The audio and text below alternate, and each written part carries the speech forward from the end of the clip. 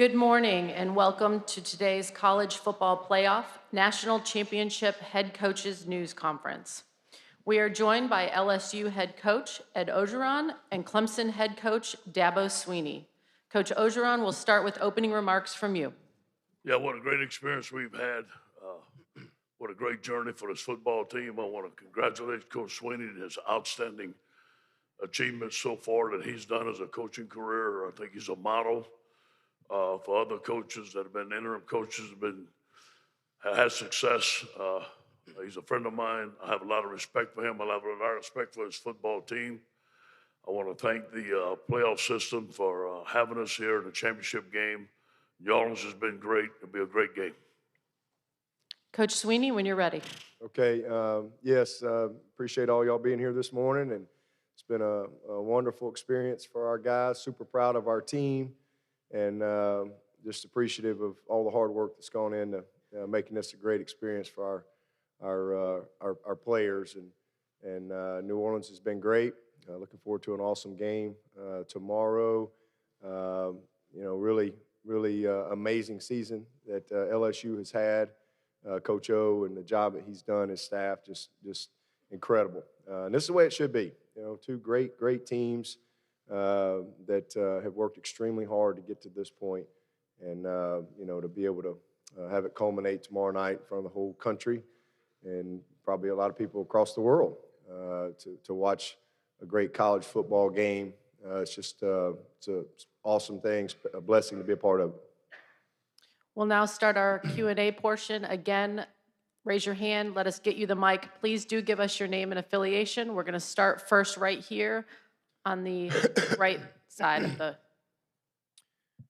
Jacques Doucet, WAFB-TV in Baton Rouge. Coach Orgeron, your team throughout the year, no matter the quote-unquote big game, there never seems to be any nerves or nervousness. When you go into a game like this, how are you approaching the psychology of, it's easy to say it's another game, but you're in a national championship. Yeah, we didn't talk about going to play for the national championship. We talked about we have to prepare to beat Clemson, one game at a time, just like we've done. We have trusted the process. Today is Focus Friday. The guys are getting excited. They are getting antsy. I can feel it. I'm getting antsy too. But I think that we have to continue to work up through game time. They're going to make plays. We're going to make plays. We have to work for 60 minutes and focus on winning the game and not worry about all the other stuff. Block out the noise just like we did all year. Going to come over here to our right. Andrea Adelson with ESPN.com for Dabo. You've been asked a lot about the last decade of Clemson football. If there was one word you could use to describe it, what would it be and why? The last decade? Transformative. Is that a word? We've transformed Clemson, and the next decade is the Roaring 20s. So I'm excited. I heard those were great. So hopefully we can relive those. Come over here on our left side in the middle. For Dabo, you possibly winning 30 straight games. That's only happened 6 times since the 50s. 3 out of 4 championships only happened 3 times, I think. Back-to-back national championships, undefeated hasn't happened since Nebraska in the 90s. Do you give any of this information to your team to sort of say, hey, listen, you have a chance to not just be champions, but to be all-time great champions? Well, I mean, this is 2020. I don't have to give them anything. They just get woken up in the middle of the night with breaking alerts. It's just the information is overloaded into their world, today. So I don't have to give them anything. They see it, they hear it. It's a constant. They know. Certainly, we reinforce from time to time, what their opportunity is. But it's not like we're giving them anything they don't know. They know. They're very well aware of what they've been able to achieve. And listen, regardless of what happens in the game tomorrow night, it's really been a historic run. And to win 2 out of the last 3 national championships is amazing. And I'm just super proud of all of our teams that have worked so hard to just be the best they can be. And that's really our goal. That's it.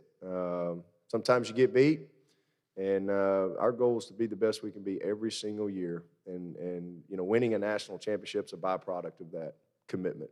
And so just thankful for all of our teams, and they're well aware of all the opportunity and all that stuff, but that's really not the focus. I think when you focus on that, you're focusing on the magnitude of the moment, and you lose the joy of the moment. And that's all we try to focus on, is just being great where our feet are, and you know, just have some fun doing what we do to get ready. Go over here to our right in the middle section, halfway back. To both of you, similar question, Coach O. You've had a lot of reaction to your accent over the years. I know some of the players have impersonations and things like that. How important is the accent to you and what it represents? And Coach Swinney, I know that you present a certain way publicly. Your players say you're the exact same guy to them. How important is that authenticity to you? You know, being Cajun, I'm very proud of being Cajun. My grandparents didn't speak English, and my mother and father spoke Cajun French at the table. And when they wanted to talk about me, they spoke Cajun French, so I learned Cajun French. And so I'm excited to be at LSU, at home, where we're proud of our Cajun heritage. We're proud of Louisiana. I just feel at home here. People that made fun of my accent before, I thank them. That gave me internal motivation to do better. So I thank them to be motivators in my career. Coach Swinney? Well, I mean, it's ironic. I obviously grew up in Alabama, and sometimes meet people along the way, and they'd say, you know, where do you get a name like Dabo? And so sometimes I just didn't want to tell. I'd just say, well, I'm Cajun, D-A-B-E-A-U-X, Dabo. And I just, you know, go about my business. So I kind of feel at home here too. You know, but anyway, I just think that you just got to be who you are. Somebody asked me a question yesterday. They said, you know, and they were talking about Coach O and myself about, you know, I guess how we handle ourselves or something. And I just, you know, I don't know how to do I don't know how to be somebody else. All I know how to do is be myself. And if that's not good enough, it's not good enough. So I'm not really trying to be someone else. And I just think you have to just be genuine and be transparent. And if you just speak the truth, you don't have to remember what you say. And you can speak from the heart.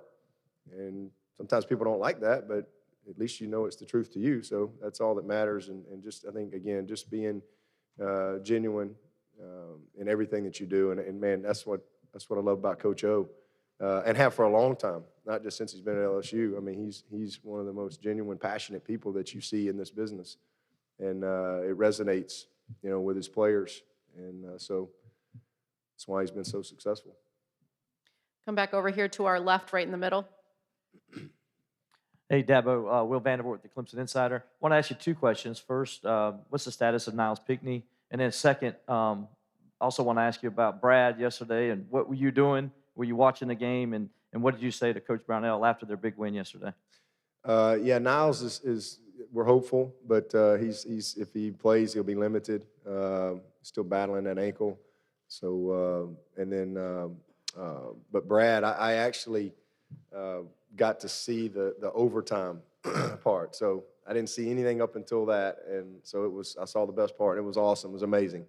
I mean, that's an amazing streak. And then I was with Dan Radakovich shortly after that, and so it was pretty cool. But really just happy for Brad and his whole team. Text Amir Sims right away and text back and forth with him last night. Just super proud of those guys. I mean, to be able to accomplish something that nobody's done. You're talking about 59 years, man. I mean, you'd think sooner or later somebody, you know, I mean, somewhere along the way you'd win one. But it was pretty amazing. Long time coming, obviously, over 90 years, I guess. So special moment for Coach B and his team and for Clemson. Stay in the same area right over here to our left. Coach, over to your left. Trevor Groves, CUTigers.com. I understand that you had to move practice to the Hilton Ballroom yesterday because of the weather while LSU was in the Palatial Saints indoor facility. Just curious how that affected your preparation, and we have any sort of a walkthrough today. Yeah, we might have had the best practice we've had all year. And we had the same opportunity to go to the Palatial Saints facility. It's not like, you know, it's just crazy how people put these narratives out there right away. We had the same exact opportunity to go there, but we were going to have to change our schedule and just didn't want to do that. And obviously the weather was nasty. So it was great. I mean, it's massive. And it was a Thursday practice for us. And our Thursday practices are kind of jog through anyway, and this was practice 9, day 10 in a row that we've been together, so it was even lighter than that, but it was a lot of fun. It was great energy. I mean, listen, I mean, both these teams are ready to play. I mean, you can only practice so much. So it was a great practice. It was a great day, and thankful that we had a really good facility. And again, we could have done the same exact thing. I just chose not to change our schedule up and stay on course, and it's great. We're going to go right here in the center, in the back. This one's for Coach O, Michael Cobble, WBRZ TV in Baton Rouge. Coach, we've marveled a lot about Joe's preparation and his thoroughness in that preparation. Have you ever been around a college player who really doesn't want to partake in any of the college scene? And has that rubbed off on the guys that have been around him? I've never been around a player like Joe. And obviously he's very talented and he's a leader, but day in and day out, he's the same guy. Very focused in on a task in hand. It's about execution and winning and being great. And last game, you know, he threw 8 touchdowns and he wasn't satisfied. I mean, that's him. And you go out to practice and I'll ask him, how's it going? I go to pass rush and I'll come to 7-on-7. How's it going, Joe? Rarely does he tell me everything's fine. And the guy's a perfectionist. It does rub off on our football team. He's an outstanding leader. We're going to go in the back on the television riser. Coach O, Andrew Clay, KATC in Lafayette. A lot of these kids obviously on your team wanted to play in the Superdome in high school, but even Grant Delpit said a really great story about how he moved away after Katrina. Do you find that the players are taking this game more personally because of the city it's in? I do believe that. I do believe, obviously, there's a lot of things that you can look at in this game for motivation. And the only motivation that we've used is to finish strong and focus on winning the game. But those external motivations are there. These guys have always wanted to play at the Dome. Grant is from New Orleans. His family was displaced from Katrina. All his family will be there. It will mean more to our guys that we're playing here in New Orleans for the championship, no question. Come right down here in the front, over on slightly to our right. This one's for Ed Orgeron, Brooks Cabina from The Advocate. Ed, 2 questions. One, could you update us on where Damian Lewis is at for you guys? Yep. And the other, last night at the Eddie Robinson, your mentor Brian Kennedy mentioned him. What kind of moment did y'all have and the things that he might have said to you then? Yeah, well, Damian's ready to play.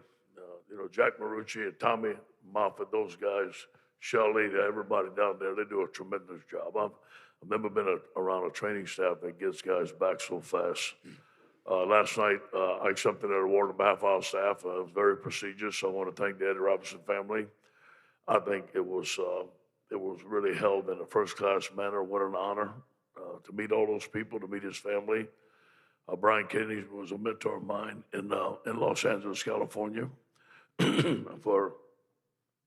think for 2 years straight, I called him at 6 o'clock every morning, and he answered the phone every morning. And he helped me out in my personal life. So I wanted him to be here yesterday for that event, and he's a lifelong friend. We're going to go all the way back in the back on our left. This for both coaches, Dennis Dodd, CBS Sports, for both you guys. How do you define a dynasty in college football, and what's the earliest one that you guys remember? You got it, Coach. A dynasty, I guess a team that wins a lot. It's the only thing I can think of. The first one, dynasty. I mean, for me personally, I think about Coach Bryant. I can't help but think about Coach Bryant. I grew growing up in Alabama, and you know what he did in the '60s and the '70s, winning numerous national championships, and and there's some debate. Probably could have won some more. I guess back in those days, you just kind of voted on them. I think some of those years you even voted on before the bowl games. But anyway, I mean, certainly Alabama, and then what Coach Saban has done. I mean, I guess the definition is just doing something over and over and over, very, with an unbelievable consistency.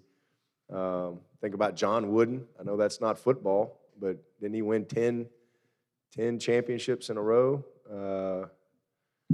Think about the Bulls. So I don't know about all the football dynasties. I don't think there's been many. It's just so hard to win consistently for a long period of time. Bobby Bowden at Florida State, they had 14 10-plus win seasons in a row. Probably Oklahoma had a run there. They were pretty unstoppable. So it's kind of what pops into my head. Yeah, those are things for you guys to write about. My mind can't even think about that right now. I have been a football fan, but I'm on Focus Friday, man. That's all I know. We're going to go back to the riser in the back on our left.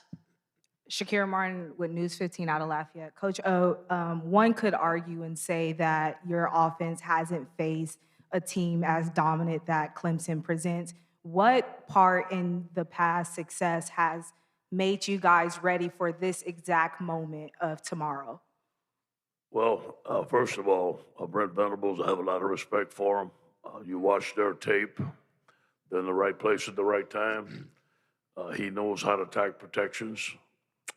They use that number 11 in great spots. You got to know where he's at all the time.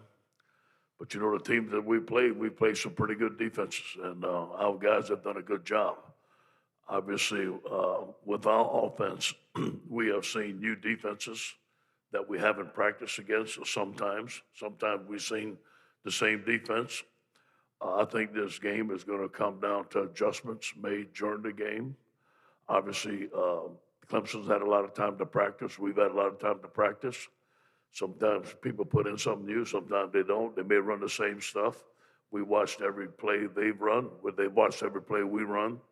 So we're going to be prepared. But I think when it comes down to coaches making the proper calls, I think what we have an advantage of with this year, more than any other team I've been with, that Joe can execute those plays, and we put playmakers in space and let them play.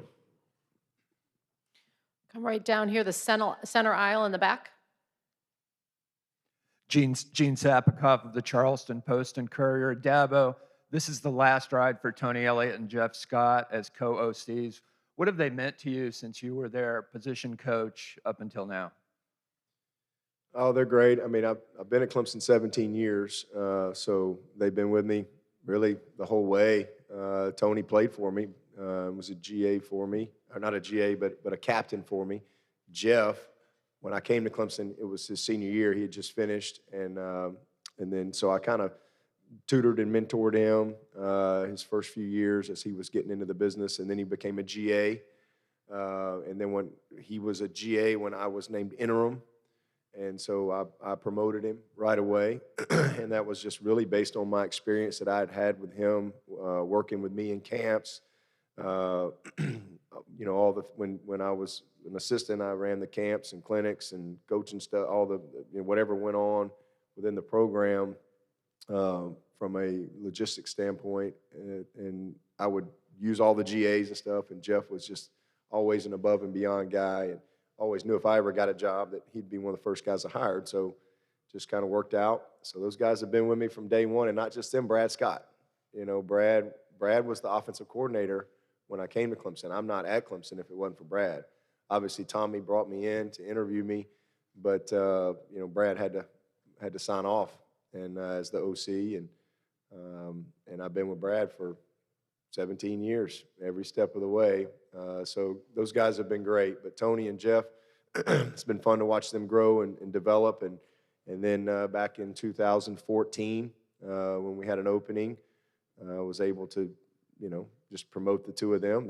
They both deserved it, and so that's why I made them co-OCs, and they've done an amazing job, obviously, since that time. So I'm excited for Tony to be able to, take it over just himself, and it'll be awesome for him. And also a little more responsibility for Streeter. And then obviously Jeff getting this great opportunity at South Florida. Really happy for him. We're going to slide over to the other side of the middle column. Coach Swinney, when you played LSU in the Chick-fil-A Bowl back in 2012, Brent Venables, your defensive coordinator, joked that a trick play for LSU was a play-action pass. Can you talk about just how much LSU has changed offensively since then and take some humor in that?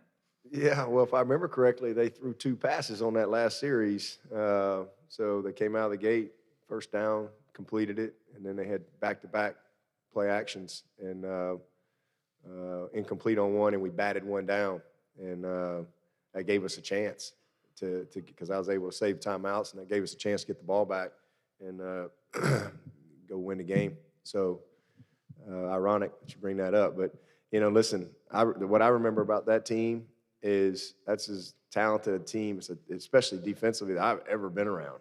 I think the entire 2 deep and maybe even into the 3 deep went to the NFL. We were very fortunate to win that game. We just made just enough plays. Our best player got hurt the second game, but what they're doing offensively now is obviously way different. But they were a physical football team, and they still are. But yet now they're distributing the ball to so many different guys. Everybody touches the ball, and it's made them fun. It's made them exciting. You can see they play with great confidence and energy, and then this quarterback is special. Go back over to the center. Coach O, I've heard Clemson's answers about the long delay until you play. I was just curious. I hadn't heard your thoughts. Is this the right amount of time for this game? Do you feel the preparation was needed? For us, we needed the rest, and we give our guys ample rest. We practiced 4 days. We gave them 3 days off, and then we went through a regular game week of planning. So I think that it's been good. It seems like right now, everybody's getting a little antsy to play. Those things, sometimes you got to adjust to whatever they tell you to do, so we don't blink. They tell us it's 16 days, 16 tells us 7 is 7. We just go. Go down here, right here, very front. This is for Coach O, Terrell Wild with the Boot Sports. Can you touch on the importance of Michael Divinity's return to the defense and also Miles Brennan's status for the ball game? Yeah. Mike is going to help us, especially in pass rush situations. Now, there's sometimes a certain situation he could be on the field on first down. It all depends what personnel group that we get, but Mike is a very good player, a very good pass rusher. He brings energy to the football team. I want to give Mike credit for sticking with it. He had to take a couple of games off. He had the opportunity. He could have left and get ready for the NFL. He didn't. He practiced with the team every day. He did the thing he's supposed to, and now he's playing in the championship game. Miles Brennan is fine, ready to go. Come right down here on our right, third row. Ed, Wilson Alexander from The Advocate. Christian Fulton rarely gets talked about this season. A lot of the focus gets put on Derek Stingley. Is that in some ways a compliment to the way Christian has played this season? Yes, I do believe. They watch film, they look at tape, and, but they have great receivers, man. Those receivers are going to be a challenge. Obviously, we feel that Derek is a phenomenal player, so is Christian. And Christian's a great story. Christian's a great story. His family's right here from New Orleans. He competed. He was suspended, could not play. They fought to get the suspension. He came to practice every day.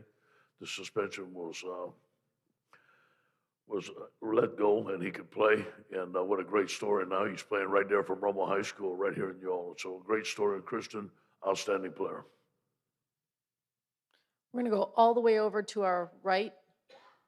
Yeah, Brett Martel with the Associated Press. Ed, could you reflect on Michael Divinity's decision to come back, specifically knowing that he may never play another game for LSU, unless you made it this far.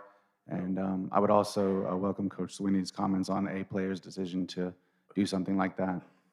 Well, first of all, I'm for players playing throughout the year, regardless. It's your team. You play for your football team, one heartbeat. That's my opinion, and my opinion only. And I know there's special circumstances where players feel that they'll opt out to go to the NFL. And again, that's their personal decision. But me personally, I think I'm a team man. Stay with your team. Michael did that. Michael had a chance to go out early last year. He wanted to come back. He wanted to finish his career at LSU. He had a bump in the road. He paid his penalty, and he came back. So it tells you a lot about his character, tells you a lot about his grit and who he is. I didn't hear the question. What did you say again? Student athletes bypassing bowl season. Oh, okay. Yeah, I'm ditto. I grew up in college football. I've been in college football since 1988, and I know there's a different world, and everybody makes their own decisions. Doesn't mean somebody's right or wrong, but I agree. I think that me personally, I think it's team. You finish. Back over here in the center. Coach O, I don't remember when you started the block out the noise mantra, but you've had some personal hurdles and obstacles to overcome in your life. I've heard you reference your faith and Kelly's faith getting you through those. Is that something that you kind of always had about you? Or did the block out the noise mantra even leak into your personal life? No, I think that, at the beginning of my career, I had to block out the negative noise. And there was a lot of negative noise. I couldn't let it affect me. And there's no way I would. And I knew the team would listen to it and stuff like that. But, it was about blocking out the noise. And then early in my career at LSU, we faced some adversity. Some strong adversity. And it was time to block out the noise. And we can see through that adversity, it made us stronger. And I do believe the loss to Troy was a turning point in our program. It helped us realize what we had to get done, what we had to do as coaching staff, as players. We could never let our hands down. We always have our hands up and ready to prepare for every game. I think that, so now the noise is good. And look, they're going to be on that Twitter machine. I know they will. You can't stop it. You know what I'm saying? But we don't talk about individual awards. We don't talk about anything except the task at hand, and we keep everything team. And I think that helps us out. Take our last question from the back on our left. Coach O, Ed Daniels, WGNO New Orleans. I wonder over the last few weeks or few months if you have reflected on when you were at Mandeville High School in your sabbatical, watching your son practice, and then all of a sudden, you're here right now, kind of what that's. Well, now that you mention it, I haven't. I've been focusing on the game plan and the monumental task we have on tomorrow night and giving everything to the football team. But you know what? It was a good time. I didn't get the job at USC. I realize now it was for a reason. It was to come home. I got to spend a whole year. I'd never seen my kids play.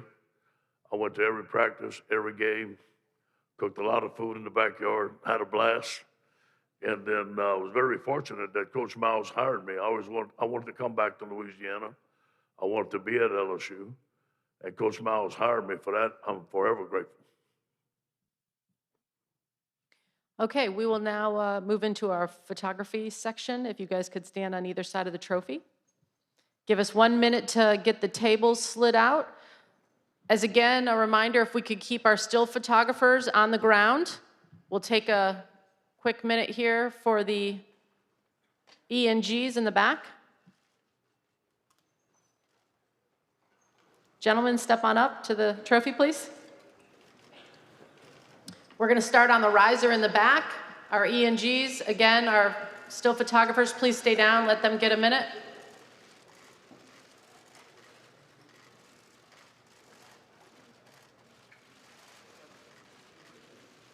All right, we invite our still photographers to have a minute here.